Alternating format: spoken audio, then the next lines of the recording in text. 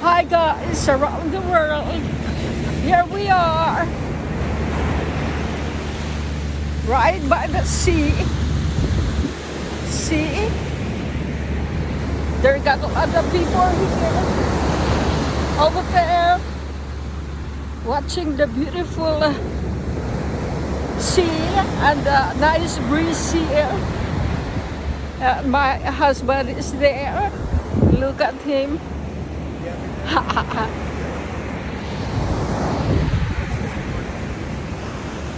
Later again, how nice is the view. Sarap pakinggan ng